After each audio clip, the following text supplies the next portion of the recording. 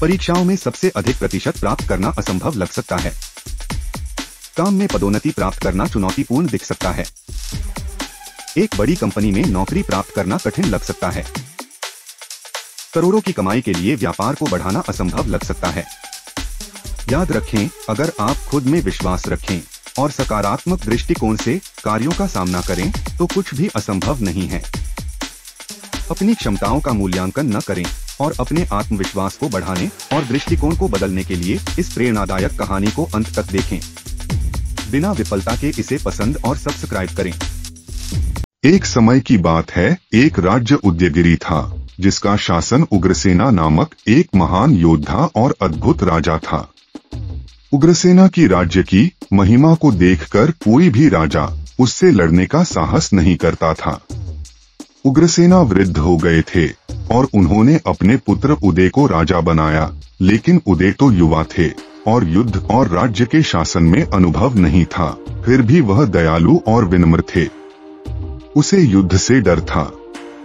जब दुश्मन राजा क्रूरसेना ने जाना कि उग्रसेना बिस्तर पर है और उसका बेटा उदय राज्य का शासन कर रहा है, तो उसने उदयगिरि पर युद्ध का ऐलान कर दिया।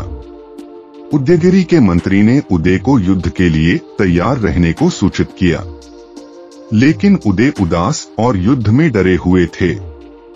मंत्री ने उदय को प्रोत्साहित करने की कोशिश की, उससे प्रेरित करके सेना का संचालन करने के लिए कहा, लेकिन उदय ने मंत्री से कहा कि उसकी इसमें क्षमता नहीं है। मंत्री चिंतित हो गए और तनावपूर्ण होकर उदय को मनाने लगे। युद्ध शुरू हुआ और 3 लगातार दिनों तक क्रूरसेना और उनकी सेना ने उदयगिरि राज्य के कई सैनिकों को मार डाला। राज्य के मंत्री देखकर गहरा निराश हो गए, क्योंकि राजा उदय को कोई पहल नहीं दिखाई दे रही थी। उन्होंने उदय से विनती की कि वह आगे बढ़े, आदेश पर आए और सेना को प्रेरित करें। हालांकि उदय ने मंत्री को जवाब दिया। उसने अपनी योग्यता पर विश्वास व्यक्त किया कि वह इस तरह के कार्य के लिए सक्षम नहीं है। तत्परता को महसूस करते हुए मंत्री तनावपूर्ण हो गए और उदय को इसके बारे में प्रेरित करने लगे। एक दिन युद्ध के क्षेत्र के पास रात्रि भोजन के समय मंत्री और उदय ने एक छोटे से नेवले को एक बड़े सांप के साथ लड़ते हुए देखा। वे देखा कि छोटा नेवला कितनी मेहनत करके बड़े सांप से लड़ रहा था। यद्यपि नेवला बहुत चोट खा चुका था, लेकिन वह कभी हार नहीं मानता था। उसने सांप के गले को पकड़कर उसे टुकड़ों में काट डाला। यह दृश्य उदय और मंत्री को गहरा प्रभाव डाला। वे समझ गए कि अगर एक छोटा नेवला एक बड़े सांप को हरा सकता है, तो उदय भी अपने दुश्मन क्रूरसेना को परास्त कर सकता है। अगले दिन जब उदयगिरि की सेना और क्रूरसेना की सेना युद्ध के लिए तैयार थी, राजा उदय अपने घोड़े पर अपने पिता द्वारा भेंट की गई तलवार लेकर आए।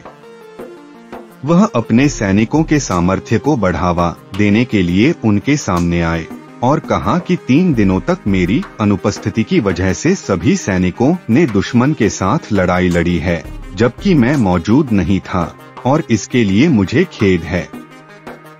लेकिन अब मैं यहाँ हूँ।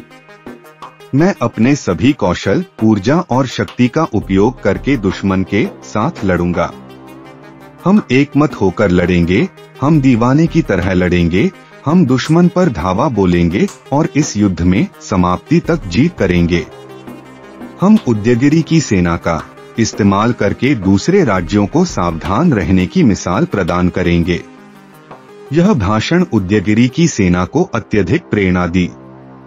वे अद्भुत संघर्षशीलता के साथ लड़े और अंत में विजयी हुए, क्रूरसेना को पकड़ लिया। राजा उदय और उनकी सेना ने अपनी शक्ति और सहनशीलता का प्रदर्शन किया, जिससे अन्य राज्यों को भयभीत किया। कहानी का सारांशिक नीति: हम जितने अनुभवहीन या डरे हुए महसूस करते हैं, अन्य लोगों की बहादुरी और संघर्षशीलता को देखकर हमारे भाग्य में बदल सकते हैं। इस कहानी में राजा उदय ने छोटे नेवले की लड़ाई से प्रेरणा ली और अपने दुश्मन को परास्त किया। यह हमें सिखाता है कि जीवन में सामरिक और मानसिक युद्धों के सामने भी हमें साहसपूर्वक खड़ा होना चाहिए।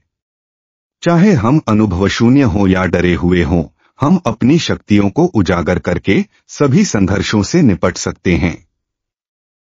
हमें खुद में विश्वास रखना चाहिए और परिस्थितियों को परास्त करने के लिए उत्साहपूर्वक कार्य करना चाहिए।